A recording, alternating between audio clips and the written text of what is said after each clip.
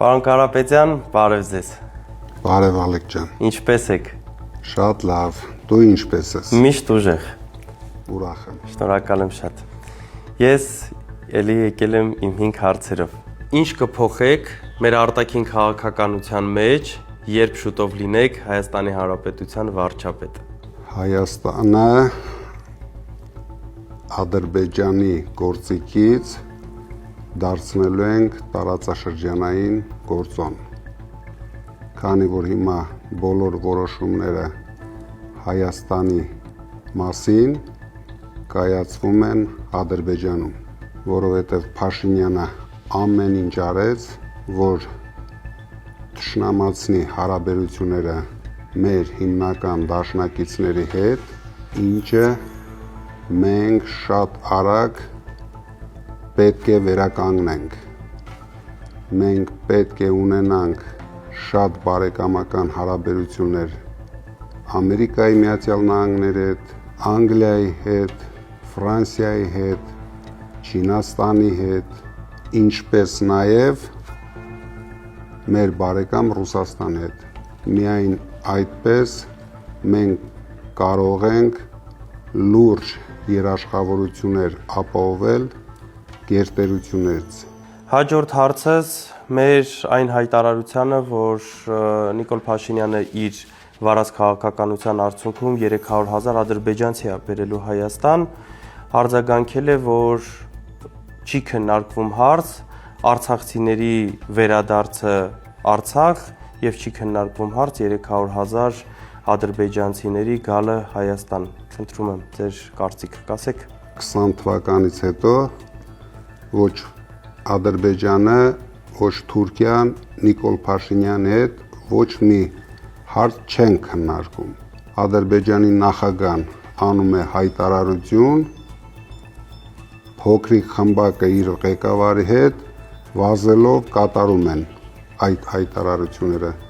Դրա համար ես վստահ եմ, որ իրենց հետ քննարկող չկա, բայց մենք այդ ամենը կանգնեցնելու ենք։ Մենք ստեղծելու ենք 300,000 աշխատատեղ հայերի համար։ Նիկոլ Փաշինյանը հայտարարություն արեց, որ Ադրբեջանի եւ Հայաստանի գործարարները կարող են ուղիղ միմյանց հետ աշխատել։ Ես խնդրում եմ ձեզ ասել, արդյոք կարելի է վստահել Ադրբեջանի գործարարներին եւ թույլ տալ, որ ներդրումներ անեն Հայաստանում եւ հողեր առնեն Հայաստանում։ Դուք վստահ եղեք, եթե Ալիևին եւ Նիկոլ Փաշինյանին հաջողվի վերաբնակեցնել 300,000 ադրբեջանցու Հայաստանում, հաջորդելու են քայլեր, գնելու են հողեր, կառուցելու են գործարաններ, որտեղ աշխատելու են ադրբեջանցիներ։ Մենք այդպիսի օրինակ ունենք հարևան Վրաստանում, Սաակաշվիլու սխալների հաշվին Բաթումին նմանվել է թուրք-ադրբեջանական անկլավի։ Վերջերս ազգային ժողովի նախագահը Ալեն Սիմոնյանը հայտարարեց, որ Ադրբեջանն է Հայաստանի խաղաղության երաշխավորը։ Խնդրում եմ ձեր կարծիքը, հայերը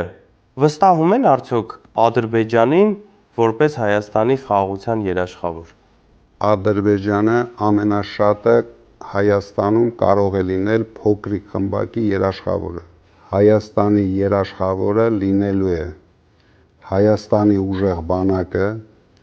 Հայաստանի ուժեղ ժողովուրդը, խոշոր գերտերությունները եւ տարածաշրջանային շահեր ունեցող երկրները։ Վերջին հարցս, ինչ եք կարծում Շահին Մուստաֆայևի